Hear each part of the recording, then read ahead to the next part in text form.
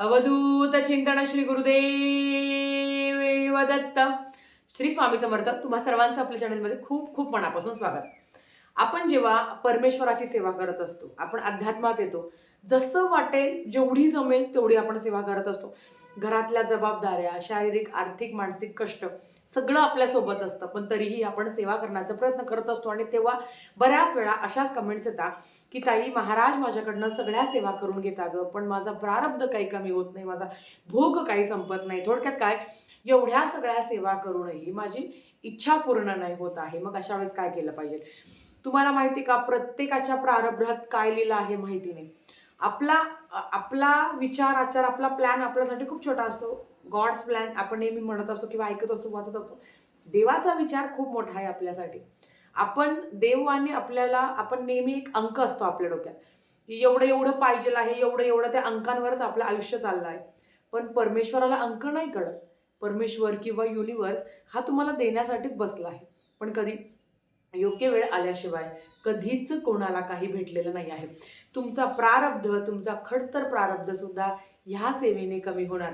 ती कुठली, तेच तुम्हाला आजच्या व्हिडिओमध्ये सांगणार आहे. तर चला व्हिडिओला सुरुवात करूया. सगळ्यात आधी आपण केंद्रात जातो, मठात जातो, कुठल्याही मंदिरात जातो. जो एक मंदिरातला मेन माणूस असतो, जो छानपैकी देवाची मूर्ती साफ करत असतो, फोटो साफ करत असतो, आरती करत असतो. आपल्याला लय भारी वाटतं की बघ तो किती भाग्यवान आहे, एवढी चांगली सेवा करतो आहे. पण मी तुम्हाला खरं सांगू, खरी सेवा काय आहे? आता मी केंद्रातलं सांगते किंवा मठातलं सांगते, कुठल्याही मंदिरातलं, अगदी जगाच्या पाठीवर कुठल्याही मंदिरात. आपण जेव्हा रोज एखाद्या पर्टिक्युलर मंदिरात जातो, कुठल्या ना कुठल्या मंदिरात गेल्यावर ना एक सेवा आपल्याला दिली जाते. बाई, तेवढं झाडू घेऊन झाडून घे ना, ही सेवा आपल्याला मिळते. आणि आपल्याला काही काही लोकांना ते वाटतं काय ती झाडाची सेवा दिली. किंवा चपला जागेवर ठेवणं. लहानपणी बालोपासनाला जायचो, तर दर रविवारी बालोपासना असायची, तर तेव्हा ना चप्पल रांगेत ठेवण्यासाठी सुद्धा सेवा दिली जायची. म्हणजे ती सेवा की तुम्ही रोज दर रविवारी येऊन काय काय सेवा करायची. तर लहानपणी मी बालसंस्कार बरोबर म्हणजे आई पाठवायची मला बालोपासनेला. तेव्हा पण त्या चपला ठेवणं, झाडणं, स्वच्छता करणं, ह्या सगळ्या सेवा करायच्या. पण खरं तर त्या सेवेचं महत्त्वच कधी कळालं नाही की काय होतं. पण आता असे बरेच मंदिर आहेत की जिथे ना बायकांना वाटून दिलं जातं. आज तुम्ही येऊन साफसफाई करा, उद्या तुम्ही येऊन झाडझूड करा, उद्या तुम्ही येऊन भांडे घासा. काही काही लोकांना या सेवेचं जरा हे वाटतं की कशाला करायचं. आपल्याला फक्त केंद्रात जाऊन आरती करणं, महाराजांच्या मूर्तीवर अभिषेक करणं, असे पर्टिक्युलर लोक असतात जे जाऊन तिकडे आरती करतात, अभिषेक करतात. पण खरी सेवा काय आहे? मंदिर झाडणं, तिथले भांडे घासणं, त्याच्याच बरोबर ते काही तुम्हाला, आपण जेव्हा औदुंबर वृक्षाला प्रदक्षिणा मारतो, खूप सगळे असे पानं वगैरे पडलेले असतात, मग ते आपण झाडतो. किंवा आपण बघतो की बायका झाडत आहे, आपण म्हणतो काय या फक्त झाडताय. नाही, त्या झाडताय, पण ते त्यांचे कर्म सुद्धा झाडताय, त्यांचा प्रारब्ध सुद्धा झाडला जातोय. तुम्हाला माहिती आहे, मंदिरात आपण, केंद्रात आपल्याला जेव्हा झाडायची सेवा दिली जाते किंवा सतरंजा टाकतो, कुठल्याही मंदिरात गेल्यावर सतरंजा किंवा एक आसन असतं ते आपण गोळा करून ठेवतो. किंवा काही काही लोक ते बिचारे घडी घालत असतात, आपण सर्रास त्याच्यावरनं पाय देऊन जातो. खरं तर आपण ते चुकीचं करतो. पण ही जी सेवा आहे ना, ही तुमचा भोग कमी करणारी आहे. ही सेवा तुमचा प्रारब्ध कमी करणारी आहे. ते कसं तुम्हाला सांगते. जेव्हा आपण महाराजांचं मंदिर, महाराजांचा दरबार, मठ, मंदिर, केंद्र, कुठलंही मंदिर जेव्हा झाडत असतो, तेव्हा साक्षात परमेश्वर आपले कर्म, आपला भोग हे झाडत असतात. हे सगळ्यात महत्वाचं आहे की जेव्हाही आपण सेवा करत असतो ना, तर परमेश्वर आपले भोग झाडत असतात. आपले चांगले, आपल्याला चांगली प्रगती होण्याचे मार्ग आपले मोकळे होतात. आणि आपला जो काही भोग आहे, जी काही आपला प्रारब्ध आहे, तो कमी होत असतो. कारण जेव्हा आपण झाडत असतो ना, तेव्हा आपला भोग कमी होतो. अध्यात्मात येऊन काय होतं, मी एखाद्याला त्रास दिला आहे, माझ्याकडनं वाईट कृत्य घडलंय, मग 100 पारायण केल्यावर त्यातून मला सुटका मिळणार आहे? अजिबात नाही. पण हो, माझ्या भोगाची जी तीव्रता आहे ना, ती नक्कीच कमी होईल. हे तर खरं अध्यात्म आहे. केंद्रात गेल्यावर आरतीच मिळणं, त्या आरतीसाठी अट्टहास का? आरती म्हणजे काय? अतर्क्यतेने हाक मारणं. आपलं फार असतं की केंद्रात किंवा मठात, मंदिरात गेल्यावर एक व्यक्ती आरती करतो आहे, म्हणजे त्याच्यावरच महाराजांची कृपा आहे असं नाही. मला बऱ्याच कमेंट की ताई, अगं मला आरती नाही मिळत किंवा मला नैवेद्य घेऊन जायचं, आणि प्रत्येकाला वाटतं की माझ्या घरातलं अन्नग्रहण महाराजांनी करावं. आजही असंख्य अशी केंद्र आहे जिथे रोज अनुभव येता महाराज अन्न ग्रहण करता. आणि शपथ महाराजांची, प्रत्येकाला वाटतं की ही तरी इच्छा पूर्ण व्हावी की म्हणजे मी जो नैवेद्य घेऊन चालली आहे त्याच्यातलं एक घास महाराजांनी ग्रहण करावं. तर आता त्याच्यापेक्षा पण जेव्हा तुम्ही झाडता, आपल्या घरातही तुम्ही आरती करू शकता. आरती म्हणजे काय? महाराजांना आतर्क्यतेने मारले हात, पंचप्राण हे आतुर झाले करण्यात व आरती, सगुण रूपाने येऊन स्वामी स्वीकारा आरती. आता ही दिंडोरी प्रणीत आरती किंवा कुठल्या पण आरत्या तुम्ही घेऊ शकता. आरती म्हणजे काय? परमेश्वराला आपण आतर्क्यतेने हाक मारत असतो. आणि रोज जो कोणी 108 आरत्या करतो, माझा अनुभव सांगते, महाराजांचे दरबार, महाराजांचं दार झिजवावं लागतं, तेव्हा खऱ्या अर्थाने महाराज कायमचे आपल्या घरी येतात आणि आपल्या घरी आल्यावर ते आपलेच होऊन जातात. केंद्रात जाऊन आरती करणं महाराजांचे, कारण आपण घरात एक बघा, सकाळची 8ची आरती असते, 10:30ची असते किंवा 6ची आरती असते किंवा आता 6:30ला होईल ती आरती. आता सध्या 6:30ला चालू आहे, नंतर 6ला होईल. तर ह्या आरतीला जाऊन महाराजांचं एक वलय कवच आपल्या आयुष्यात असतं.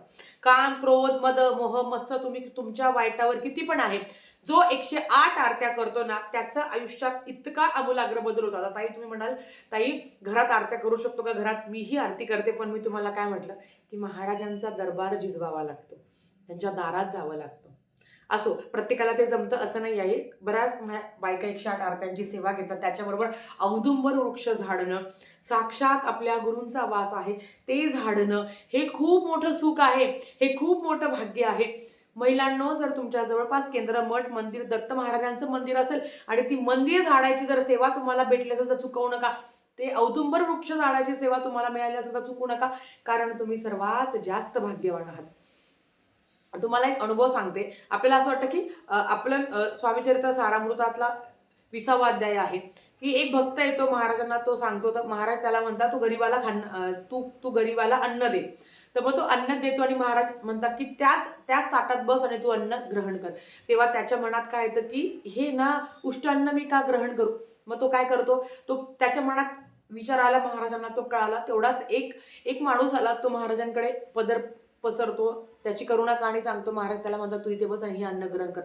क्षणाचाही विलंब न करता तो ते अन्न ग्रहण करतो. महाराज त्यांना म्हणतात, तू मुंबईला जा आणि तुला तुझ्या अडचणी दूर होतील. नक्कीच तो मुंबईला येतो, उगाच भटकू लागतो आणि मग एक दिवस सकाळी सकाळी बाई एका दाराच्या बाहेर येते. त्याला 10,000च्या नोटा आणून दिल्या सत्वर, ती बाई त्याला 10,000च्या नोटा आणून देते. ती थोडक्यात काय, महाराजांवर विश्वास ठेवा, कुठलंही कार्य, कुठलंही काम हे कमी नाही आहे. महाराजांची आपण सेवा करत असतो, आपला प्रारब्ध कमी होतोच. मला सांगा, आधीचा भूतकाळ बघा आपला आणि आत्ताच वर्तमान काळ बघा, महाराजांची सेवा केल्यावर किती सुंदर आणि किती चांगले अनुभव येतात. जो कोणी महाराजांची प्रामाणिकपणे सेवा करत असतो, शेवटी आपले कर्म खूप महत्वाचे असतात.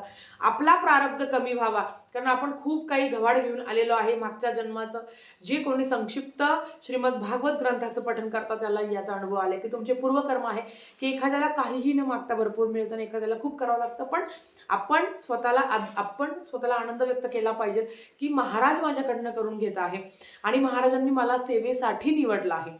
म्हणून सांगते की करता करविता तूच एक स्वामीनाथा, तुम्ही आणि मी फक्त निमित्त मात्र.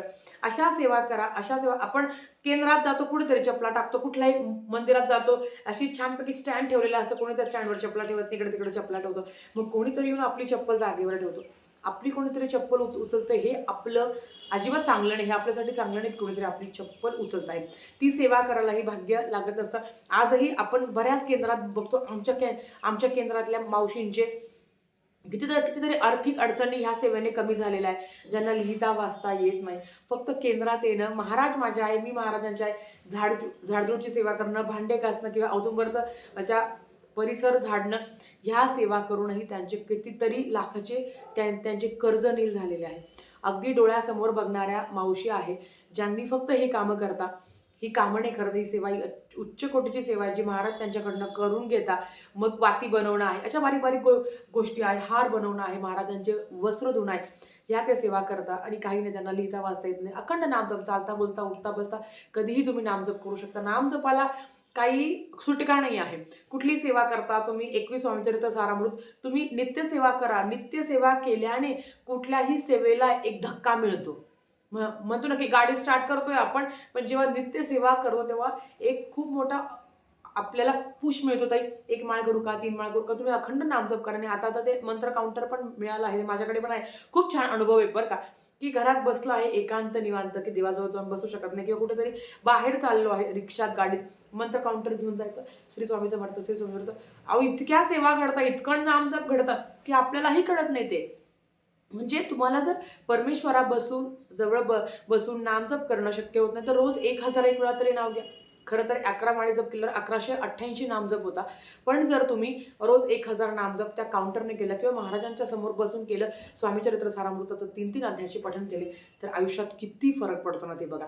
जो कोणी प्रामाणिकपणे हे करतं ना, त्याला याचा अनुभव आल्याशिवाय राहत नाही. तर आजच्यासाठी फक्त इतकंच झालेली सेवा स्वामींच्या चरणी मी रुजू करते आणि आजचा व्हिडिओ इथेच थांबवते. आवडला असेल तर लाईक, शेअर, सबस्क्राईब करा. व्हिडिओ परत अशाच एका नवीन व्हिडिओसोबत. तोपर्यंत श्री स्वामी समर्थ.